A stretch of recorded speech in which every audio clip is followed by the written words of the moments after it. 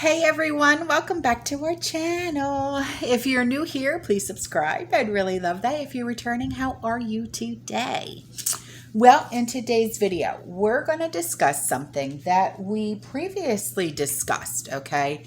And I had gotten a little heated at the end of the video, but I didn't mean to get heated. I was pretty much emotional over the fact that children are being mishandled by the current administration, by any administration really, because they are being brought here and I don't feel that they're being brought here on their own, on their own. They're without their parents, okay? And I was sent this article, and it was a copy and paste, and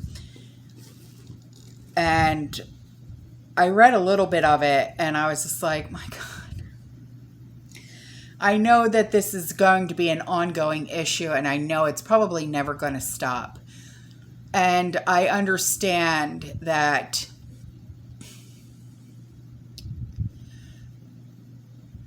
life in other countries is never going to amount to the lives that we lead in this country. Regardless of the administration that we are dealing with right now,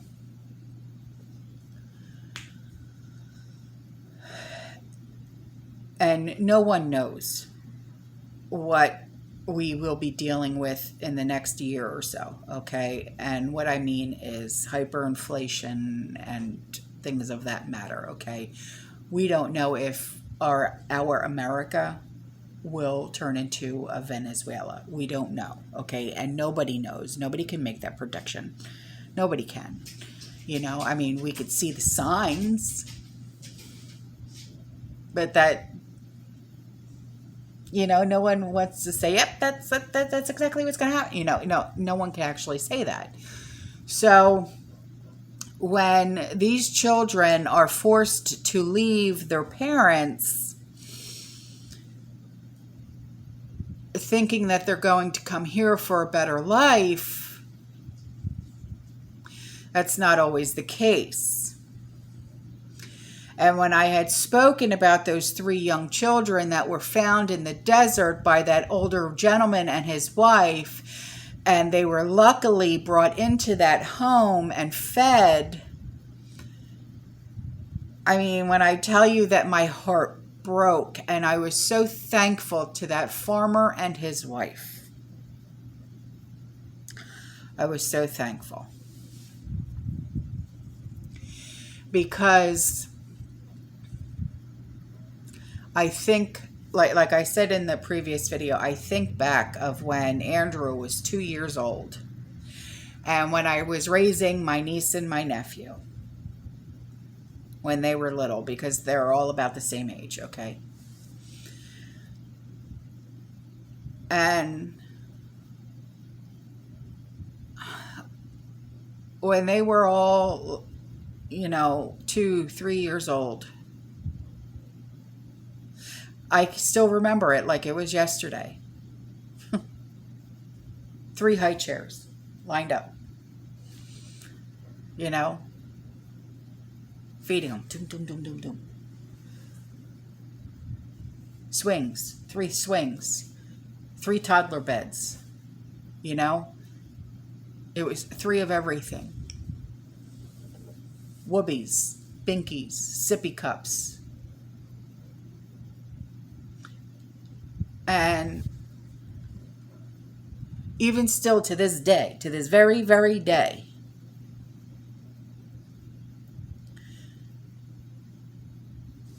my niece, my nephew, still. Well, not my niece, because, unfortunately, she passed last year at the age of 21 from a brain aneurysm. But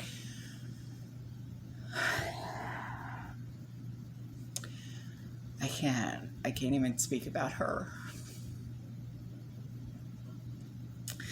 But my nephew, like, he still comes here all the time, you know?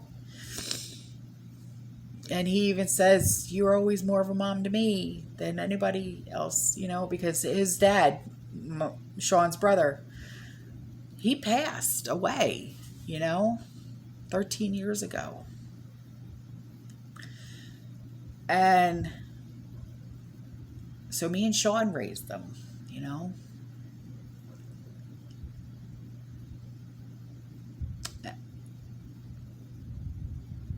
And when Andrew graduated from Paris Island,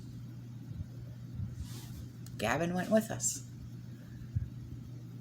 Andrew and Gavin are not, they're more brothers than they are cousins, you know? But I got to get off of that emotional cycle because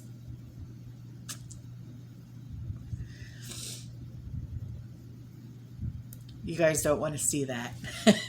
You know what I mean? I've cried so many times on this damn camera, especially when it comes to my kids. Anyway, this was brought to my attention by a subscriber. And she says, how are we supposed to trust this administration that tries to do things in the secret that the public might not, that might find objectionable? And yeah, I agree with you. You know, you can't hold secrets like this, not when it's going to affect the American lives in such a huge way. And then when we find out about it, and someone like me and someone like you who are parents, even grandparents, aunts, uncles, and we have like this thing inside of us that just says, just let me raise them. Don't do that. Don't do that. Don't do that. Let me do it. You know what I mean? And here, Penelope, let me have that. So, I mean, even with my own dogs, I look at them and I'm thinking, you know what I mean? It's like, I'm sorry. I'm an emotional person in menopause. That's terrible. I'm sorry. And I think it's also because I can't have kids anymore, you know, but it's one of those. Anyway, plane loads of these children are relocated around the U.S. in the middle of the night. And that to me is secretive. Why would you do it in the middle of the night? You know, that's playing dirty as in my eyes. You know, that's playing dirty, and you shouldn't do that, you know. In an apparent effort to avoid public scrutiny, there's going to be public scrutiny regardless, especially when it comes to something like this. Okay? You know it. I know it. The potato administration is transporting plane loads of minors. Now, these are illegal, you know, minors in the middle of the night, and then busing them to cities in the southeast. Now, even members of Congress representing the impacted districts are being kept in the dark about the covert operations, and the Department of Defense is contracting big tour buses to move the migrants to nearby states once they land, presumably from the southern region. The alarming details are featured in a well-sourced news report broadcast by a Tennessee media outlet. This segment and accompanying article features videos of planes arriving at a Chattanooga private jet terminal called Wilson Air Center. Adolescents who appear to be in their early teens are seen deboarding the planes, carrying matching bags, then boarding large tour buses parked on the runway.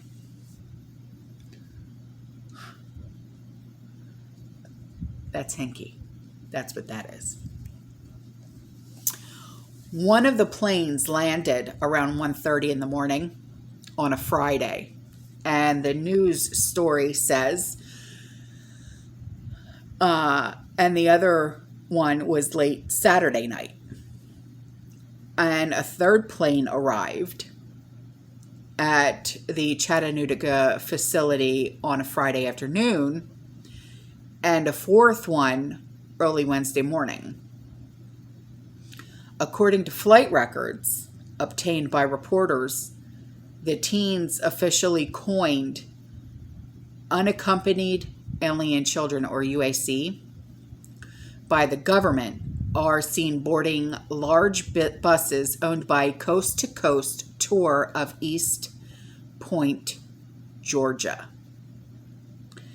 An employee of the company said the buses were dispatched to Chattanooga as part of a contract with the DoD.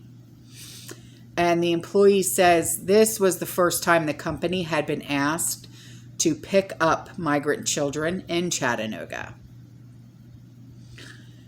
And the article states, adding that in the past, the company drivers have traveled to Mobile, Alabama, Florida, and Dallas, Texas. 3 to 4 chaperones accompanied the UAC because the bus companies requires it when underage passengers are on board. Approximately 30 to 50 UAC are transported on each bus, according to a source with direct knowledge of the operation. Some get reunited with family members, and others go to taxpayer-funded group homes. The source says in the news story that the operation began in Dallas, but was recently moved to small airports to avoid attention. Now, Wilson Air Center fits the bill. It's a fixed base operator, or FBO, a private jet facility with an executive terminal, 120,000 square feet of hangar space, and a multitude of other amenities. The company provides corporate aviation support services in 4 cities, including Chattanooga. At Wilson Air Center, hospitality is the rule, not the exception. Its website states, Now, no matter which location you visit, Charlotte, Memphis, Houston, or Chattanooga, you can be sure you'll receive world-class FBO and aviation services delivered with our award-winning attitude. The company claims to be an industry leader for its unmatched approach to customer service and satisfaction. Unfortunately, the American public cannot obtain details about this arrangement. The Tennessee media outlet was given the runaround, and various members of Congress are quoted saying they have no information about the operations. A DoD spokesman, Lieutenant Colonel Chris Mitchell, says in the story that the flights were facilitated by the Department of Health and Human Services, or HHS. The only support DoD is providing with respect to the unaccompanied minors is land and facilities for HHS to temporarily house them. And Mitchell says HHS never returned the news outlet's call seeking information on the secret operations. Well, Last month, the agency confirmed a group of UAC were being housed at a former Tennessee Temple dormitory in Highland Park. HHS is responsible for UAC and currently has a record of 22,264 in its care. According to the latest government figures, the agency provides the illegal immigrant minors with an array of services, including classroom education, mental and medical health care, legal counsel, and a variety of recreational activities. The overwhelming majority of the migrants, 72%, are not children, but rather young adults or adolescents, 15 to 17 years old. Government records show most of the youths are from Guatemala and Honduras. 68% are male, which has tremendously boosted gang recruitment in this country. Federal authorities have for years confirmed that the nation's most violent street gangs, including the Mara Salvatrucha, or MS-13, recruit new members at U.S. shelters housings, UAC. So,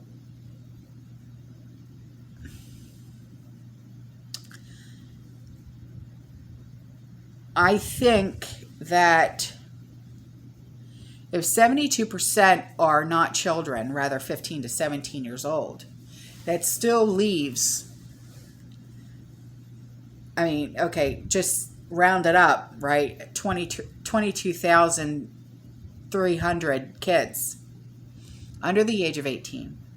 72% are 15 to 17 years old. It still leaves a lot of very young children that have to still be looked after, that still need proper nourishment, hydration, diaper changes.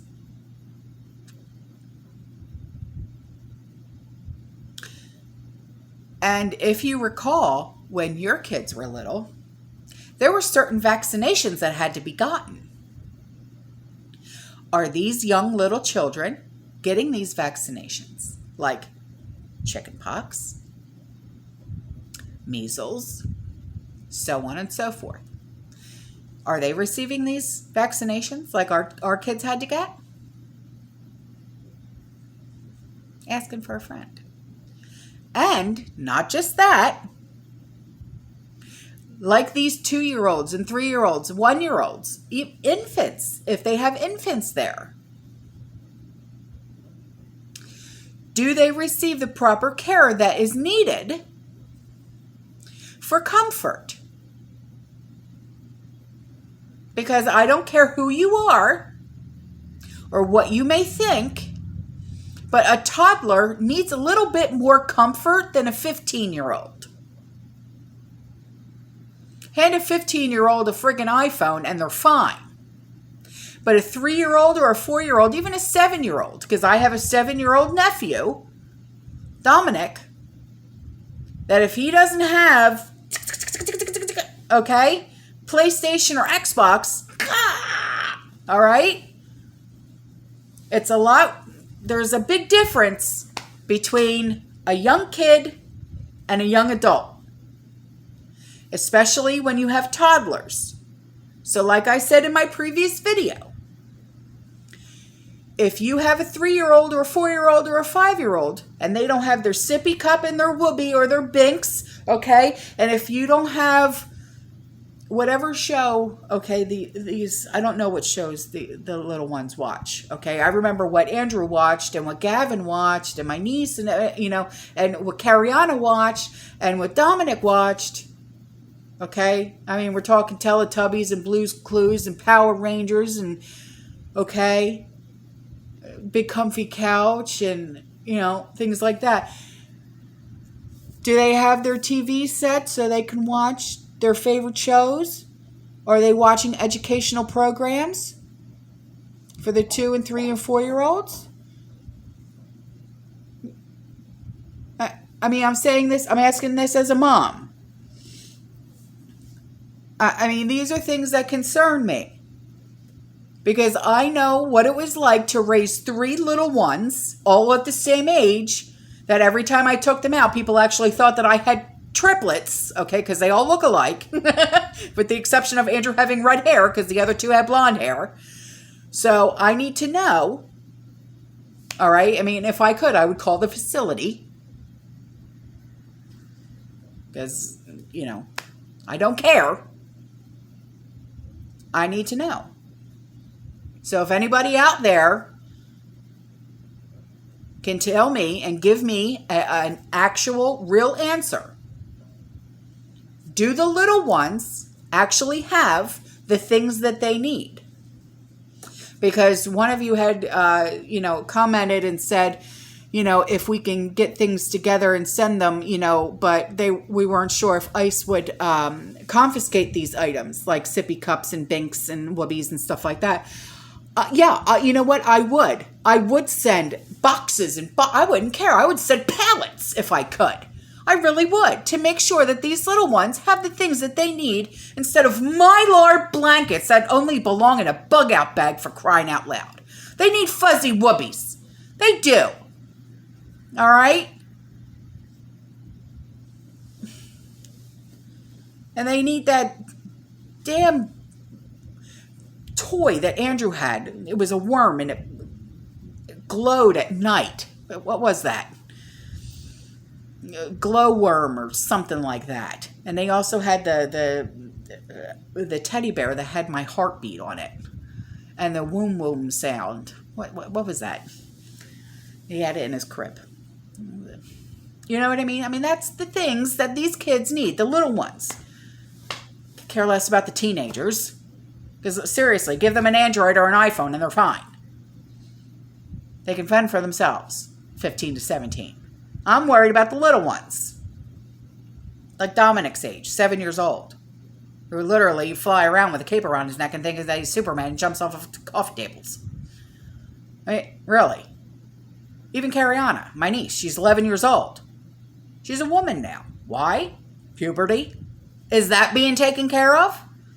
Not all girls hit puberty at the same age, She's 11. These are the things that I worry about as a parent. Are these things being taken care of? I don't friggin' think so. I want answers. And I'm not going to stop until I get them. My husband always says an Italian woman does more research than the FBI. And I'm Italian. And you've just pissed off the wrong Italian woman. I love you. I'll see you in the next one. Stay safe, stay calm, if possible. Keep prepping and fear less. Bye.